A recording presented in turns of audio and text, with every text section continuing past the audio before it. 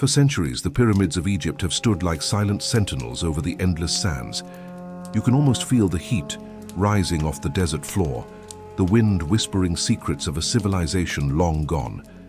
And yet, it wasn't until July 1799 that someone finally cracked that silence. Picture this: a French soldier trudging through the dust near the town of Rosetta, about 55 kilometers from Alexandria. His eyes catch something unusual, a large stone slab etched with strange symbols. That slab? Today we call it the Rosetta Stone. And the markings on it, including hieroglyphs, weren't just decoration. They held the key to reviving a language that had been silent for thousands of years. Imagine touching a piece of the past like that. Goosebumps, right? You know how they say Egypt is the gift of the Nile? That's Herodotus talking. And if you walk along the riverbank, metaphorically for now, you'll see why. Every year, the Nile floods, spilling fertile silt across the valley. And then it recedes, leaving behind the perfect conditions for one of humanity's earliest farming communities. Over millions of years, the Nile carved its own path, shaping the land you're imagining right now. Back in the late Paleolithic era, people here weren't building pyramids yet. You can see them in your mind, crafting bows and spears, whittling tools from bone, stitching animal hides. Head over to Fayum, and archaeologists find evidence they were also making pottery. Carbon dating puts these settlements somewhere between 4640 and 4250 BCE. That's a long time ago. Picture crude reed huts, grain stored in mud-lined pits, the earliest seeds of permanent villages sprouting along the Nile. Egypt split itself in two for thousands of years. Down in the north you have Lower Egypt, where the Nile fans out into a delta. Up north, scratch that, south actually, is Upper Egypt, stretching all the way to Aswan. Around 3000 BCE, Narmer, sometimes you'll hear Menes, wove these lands into a single kingdom. But each region kept its identity. White crown for Upper Egypt, red for Lower. And the pharaoh? He wore both. Imagine that, walking around with the combined weight of two kingdoms balanced atop your head. Let's pause. Pre-dynastic Egypt kicks off roughly 6,000 years ago and rolls up to around 3150 BCE. No written records survive from this stretch, so we piece it together from artifacts dotting the Nile Valley. Cultures sprouted, faded, and evolved. Halfan, Kedan, Sibyllian, Harifian, they weren't just random names. They were communities, surviving on hunting, fishing, early farming, slowly shifting from wandering tents to permanent houses. Now imagine the Fayum Oasis, a natural basin southeast of Giza. Fayuma people lived here between 9,000 and 6,000 years ago. Tiny reed houses, underground grain storage, livestock, cows, sheep, goats, and enough pottery to impress any modern hipster. As tribes grew, elders became leaders, and small groups coalesced into larger settlements along the delta. By 8000 to 4000 BCE, Merim de Beni Salama flourished, leaving behind early grain storage evidence. People farmed wheat, barley, lentils, peas, flax. They tamed animals and dug primitive irrigation channels to harness the Nile's floods. Culture built on culture. Elamari, 4,000 years ago, introduced circular homes with mud plaster, an upgrade from flimsy reeds. Northern delta communities thrived near the sea. Up south, the Badari people slowly adopted permanent housing.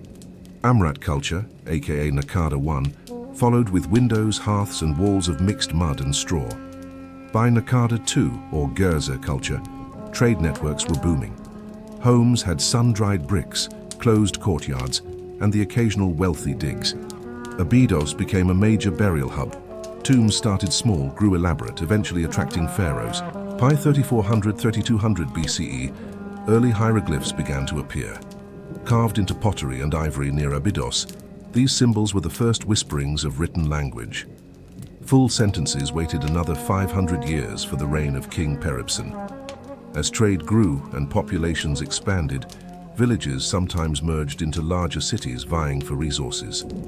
In Upper Egypt, Tinis, Nakada, and Hierakonpolis rose as powerful city-states. Shadows hide stories of the Scorpion Kings and eventually Narmer, who stitched Upper and Lower Egypt together writing officially began. Fast forward to the early dynastic period, around 3150-2613 BCE. You're now in the age where Upper and Lower Egypt are united under a divine monarchy.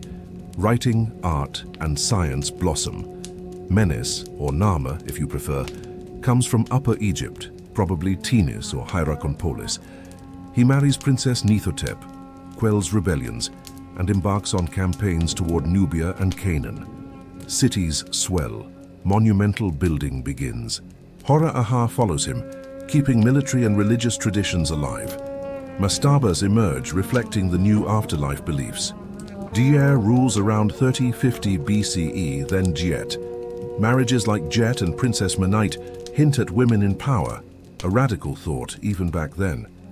Den ascends near 2990 BCE, consolidates authority, wages successful campaigns, builds monumental architecture, and rocks both crowns at once. Stability spreads, art flourishes, economy grows. Now picture Saqqara. Djoser, 3rd dynasty, commissions the step pyramid. You walk the site, toes crunching on sand.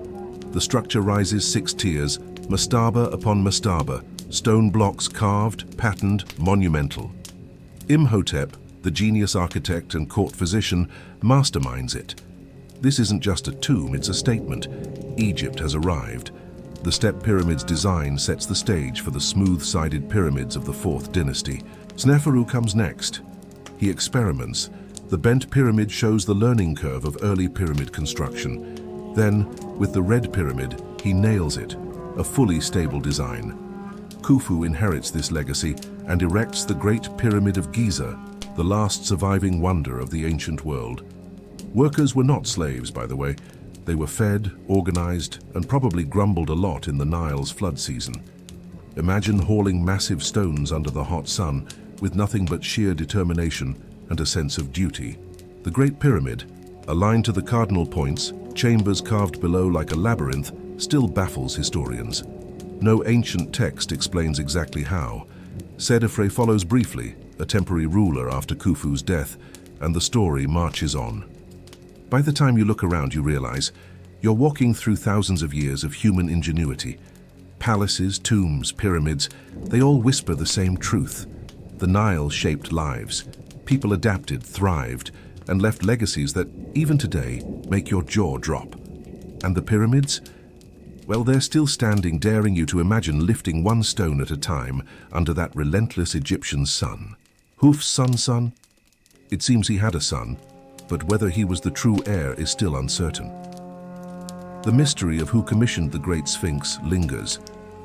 Was it Sedefre, or perhaps his successor and brother Khafre? Most evidence points to Khafre.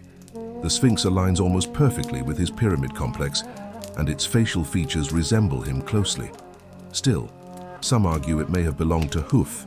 Khafre inherited his father's style of rule, centralizing power within his family circle.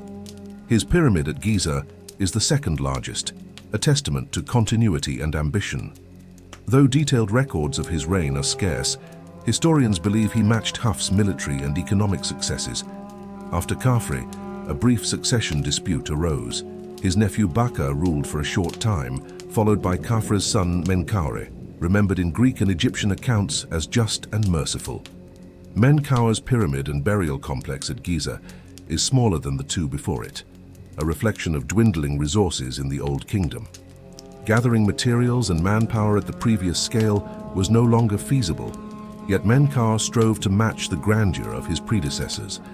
His appointed successor, Khwenre, died early, causing turmoil before Menkaure's own death. It was his son Shepseskaf who completed Menkaure's complex, choosing a mastaba at Saqqara for himself rather than a grand pyramid. From the 4th dynasty through the 5th and 6th, priests managed temples and altars around these pyramid sites, functioning as small cities for both the living and the dead. Giza, once bustling with priests, laborers, craftsmen, brewers, and merchants, thrived as a living, working community. Farmers worked the Nile's fields. During flood seasons, when farming paused, they joined state-sponsored construction projects in exchange for food, beer, or wages.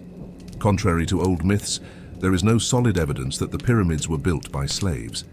Instead, These were skilled and semi-skilled Egyptians working for survival, advancement, and honor. Craftsmen, like carpenters shaping tables, chests, and chairs, earned more than ordinary laborers. Potters produced vessels for storage and trade.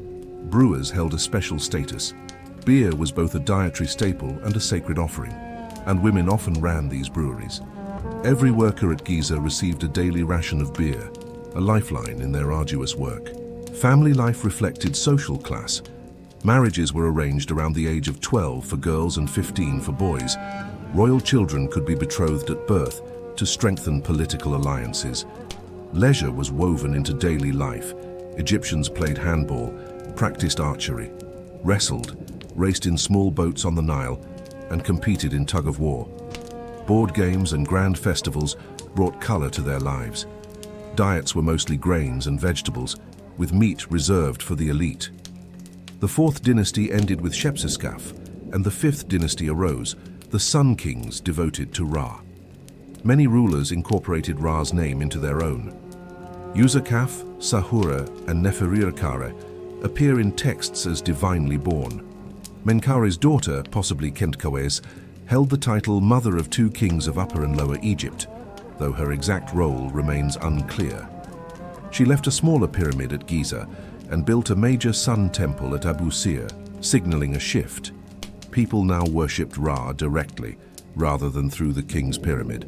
Sahur, son of Usakaf, constructed his mortuary complex beside a sun temple, launched the first recorded expedition to Punt, and brokered profitable trade deals.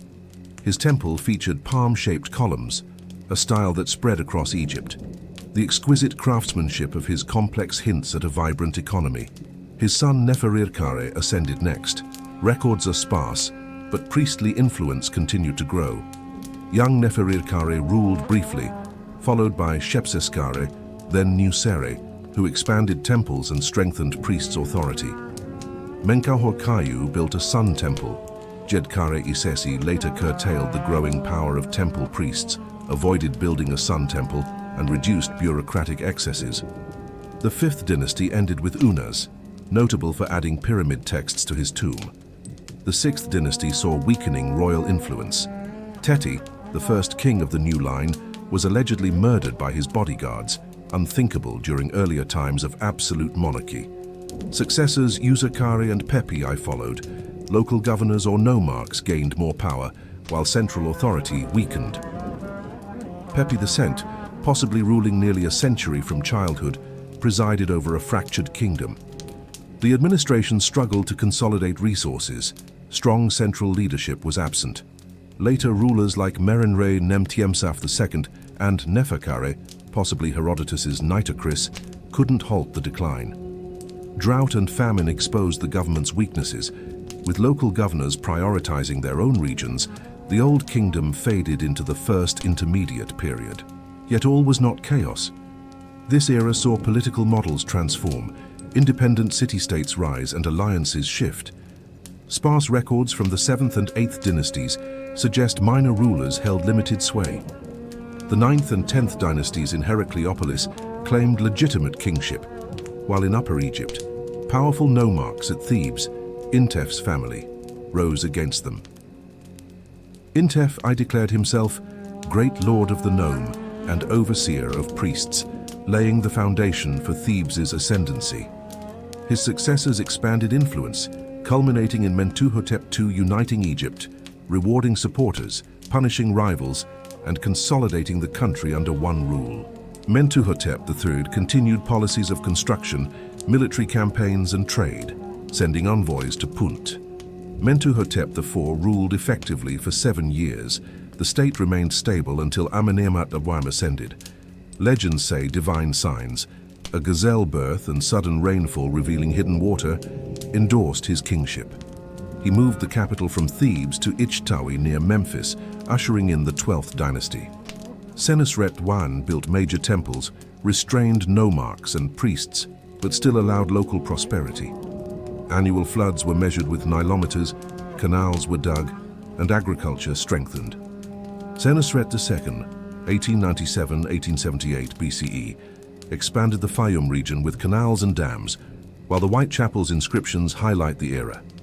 Co-regencies ensured smooth succession. Senusret III, 1878-1860 BCE, became Middle Egypt's most famed warrior king, expanding Nubian borders, promoting trade and campaigning in Palestine. Amenemhat III focused on large-scale irrigation and construction, building the massive Hawara mortuary complex, while papyri and tomb paintings detail agricultural cycles with remarkable technical precision. Amenemhat IV, 1815-1807 BCE, maintained prosperity through trade and military ventures, but left no male heir. Power passed to Sobekneferu, one of the first confirmed female rulers in Egyptian history. Her death ended the dynasty, setting the stage for a new era. The 13th dynasty's decline and the royal court's move from Ichtawi to Thebes weakened northern control, leaving the delta vulnerable. Early settlement Amenemhat I had founded at Hutwarit, later Avaris, became a thriving trade hub, drawing Semitic populations known later as the Hyksos. Their origins remained debated, but they gradually gained power, merging Egyptian practices with their own. By the end of the 16th dynasty, Hyksos rulers dominated northern Egypt, appointing Egyptians to high offices while preserving their cultural identity. Meanwhile, Nubia strengthened in the south. Thebes was caught between Hyksos in the north and Nubians in the south. A letter from Atepi, a Theban ruler, demanded Sekenenretau halt hippopotamus, hunting near Thebes, likely due to Hyksos religious practices. Sekenenretau refused and marched north, ultimately dying from battle wounds. His son Kamose continued the campaign, striking Avaris with fierce vengeance. Though Kamose's victories were partial, his brother Ahmose ultimately expelled the Hyksos from Egypt, destroying Avaris and chasing them into the Levant. After conducting decisive campaigns, Ahmose finally expelled the Hyksos from Egyptian territory, ensuring that they left no trace behind. This triumph marked the foundation of the 18th dynasty and initiated the New Kingdom period, ushering in an era of prosperity, imperial expansion, and centralized authority. Learning from the vulnerabilities of the Second Intermediate period, Ahmose and his successors established a permanent, professional army capable of operating beyond Egypt's borders, thereby reducing the risk of future foreign invasions. What had once been a fragmented land now stood on the threshold of a new age, characterized by monumental architecture, flourishing trade, and a strong military presence. The experiences of foreign domination and internal disunity during the Second Intermediate period had fortified the central authority, ensuring that Egypt would not so easily fall under foreign control again. Ahmose's reign, approximately from 1539 to 1514 BCE, was marked by both military brilliance and strategic statecraft. He understood that the Hyksos had gained power because earlier pharaohs had allowed them to settle and expand in the Nile Delta. Consequently, he fortified key cities, secured vulnerable borders, and restructured both the army and administrative systems. Following the expulsion of the Hyksos from Avaris, Ahmose conducted military expeditions into Palestine and Syria, while simultaneously asserting Egyptian control over Nubia. By the time of his death, Egypt had emerged strong, wealthy, and united, a foundation upon which his successor, Amenhotep I, would build. Amenhotep I, ruling approximately from 1514 to 1492 BCE, inherited a stable kingdom and largely maintained his father's military and political strategies. Records indicate that his campaigns were primarily directed toward Nubia, though Egypt's northern borders remained secure during his reign, suggesting effective diplomacy or continued military vigilance. Thutmose I, who followed from around 1492 to 1479 BCE, expanded Egypt's influence even further. He swiftly suppressed a rebellion in Nubia by executing its leader publicly, thereby intimidating other potential insurgents. Thutmose I then consolidated Egyptian control over southern territories and launched campaigns into the Near East, all while investing heavily in construction projects, such as the enlargement of the Karnak temple complex and various monuments throughout the kingdom. Thutmose II's brief reign, approximately 1479 to 1458 BCE, left few marks on history, overshadowed by the strong presence of his stepmother and wife, Hatshepsut, who effectively ruled as co-regent and later as pharaoh. Hatshepsut left a profound imprint on Egypt, orchestrating famous trade missions to Punt and overseeing ambitious architectural projects, including the expansion of Karnak and the construction of her mortuary temple at Deir el-Bahari. Despite her achievements, later pharaohs attempted to erase her legacy from official records, removing her name from monuments and defacing her images, a testament to the political sensitivity surrounding female rulership in a predominantly patriarchal system.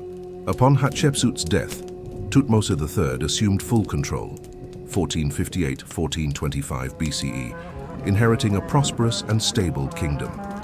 He launched at least 17 military campaigns, expanding Egypt's borders south to Buhan and deep into the Levant.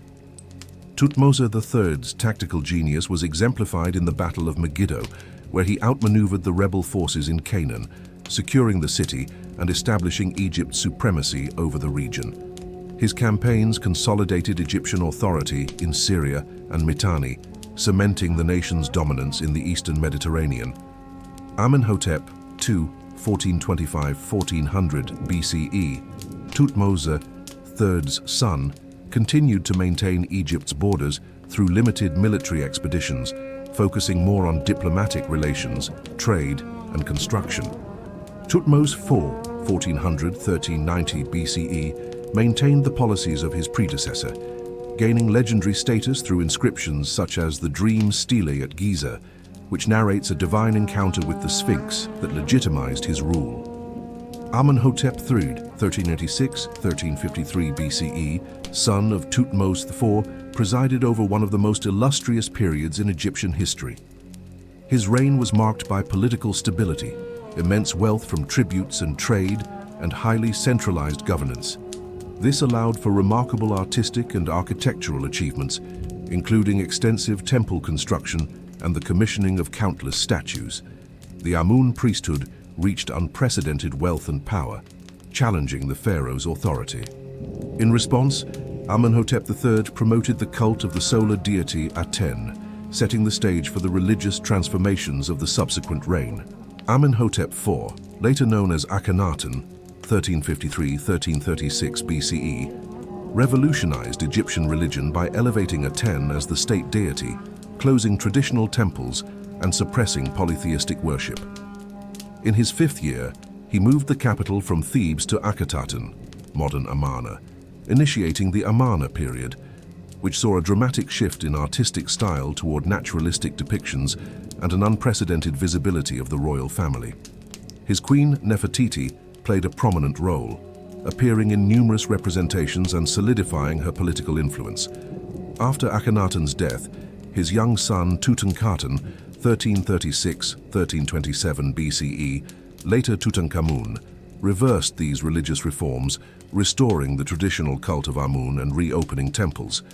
He also moved the administrative center back to Memphis, while preserving Thebes' ceremonial significance.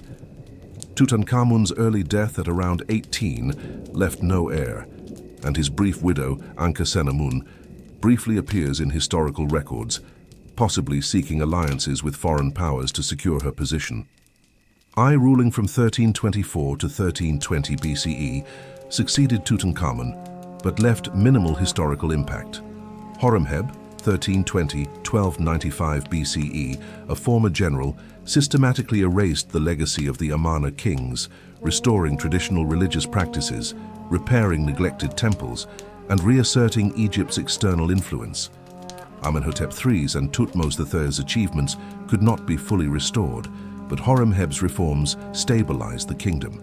He died childless, passing authority to his designated successor, Paramesu, who became Ramesses, 1294-1290 BCE, marking the beginning of the 19th dynasty.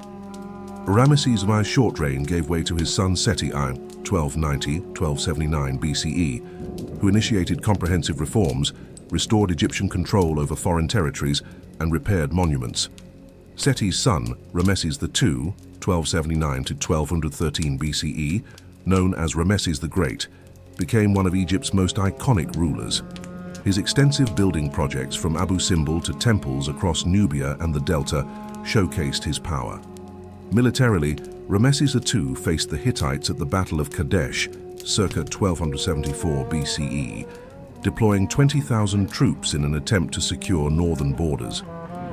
Although Egyptian accounts claim victory, Hittite records suggest a stalemate, highlighting the complexity of interpreting ancient sources. Ramesses II later signed one of the earliest known formal peace treaties, solidifying stability along Egypt's northern frontier and facilitating trade. Following Ramesses II, his son Merneptah, 1213–1203 BCE, defended Egypt against Libyan invasions and the so-called Sea Peoples. The Merneptah Stele notably contains the first recorded mention of Israel in Egyptian sources, reflecting Egypt's interactions with emerging groups in Canaan. The subsequent rulers of the 20th dynasty faced increasing challenges. Ramesses III, 1186–1155 BCE, fought off maritime raiders while internal resources dwindled, leading to labor strikes and palace intrigues. Successors Ramesses IV through the Medes struggled to maintain the empire, contending with a powerful Amun priesthood and diminishing central authority. By the end of the New Kingdom, the unity established by Ahmose had largely dissolved, and Egypt entered a period of political fragmentation known as the Third Intermediate Period. During the Third Intermediate Period, Egypt was divided between local rulers and influential priesthoods. Smendes, circa 1077–1051 BCE, controlled Lower Egypt from Tanis, while Thebes remained under the authority of a high priest. Though divided, widespread civil war was largely avoided. Later, Shoshenq-Fuern, 943–922 BCE, founder of the 22nd dynasty, reunited Egypt, launched military campaigns reminiscent of the New Kingdom, and reformed the priesthood, ending hereditary succession to the high priesthood. Osorkon II, circa 872 BCE, witnessed renewed fragmentation into small regional kingdoms. Kushite rulers like Piye, 747–721 BCE, and his father Kashta exerted influence over Egypt, incorporating northern territories while maintaining some delta rulers, demonstrating the ongoing tension between central and regional power. The 26th dynasty, beginning with Psamtik I, restored much of Egypt's earlier glory through construction projects, military reform, and administrative efficiency. Psamtik II, 595–589 BCE, continued these policies, employing Greek mercenaries to bolster Egypt's naval capabilities, a strategic innovation given Egypt's traditional weaknesses at sea. This period also witnessed diplomatic maneuvering against emerging threats, including the Persian Empire. Psamtik III faced the expansionist campaigns of Cambyses II, who demanded a Persian princess. Egypt's refusal led to Persian invasion, foreshadowing centuries of foreign dominance. Darius I, 522 BCE, ascended the Persian throne, overseeing Egypt's integration into the Achaemenid Empire while showing respect for local customs and religion. His successors, Xerxes I, 486–465 BCE, and Artaxerxes I, 465–424 BCE, faced internal revolts, including the notable uprising led by Inaros, which received Athenian support. Despite initial resistance, Persian forces eventually subdued the rebels, illustrating Egypt's enduring spirit of autonomy even under foreign rule. During this period, local kings occasionally regained influence, reviving traditional architecture and reaffirming cultural identity. By the 4th century BCE, Macedonia's Philip II united the Greek city-states and prepared to challenge Persia. Following his assassination in 336 BCE, his son Alexander the Great assumed command, extending Macedonian control into Egypt. Although the final native dynasties struggled to maintain political dominance, Egypt continued to thrive as a cultural and religious center. Temples, seasonal festivals, and local traditions preserved ancient practices, blending old and new. The Coptic language, a descendant of ancient Egyptian, persisted in religious contexts and regional dialects, linking contemporary Egyptians to their storied past. Despite foreign domination, Egypt's historical legacy remained vivid. Royal mummies in Cairo, monumental avenues of sphinxes in Luxor, and enduring architectural marvels continued to captivate scholars and travelers alike. Archaeological discoveries, from Tutankhamun's tomb to countless other sites, ensured that Egypt's history would inspire awe and admiration worldwide. Over millennia, Egypt maintained its role as a bridge between past and present, preserving the essence of one of humanity's most remarkable civilizations.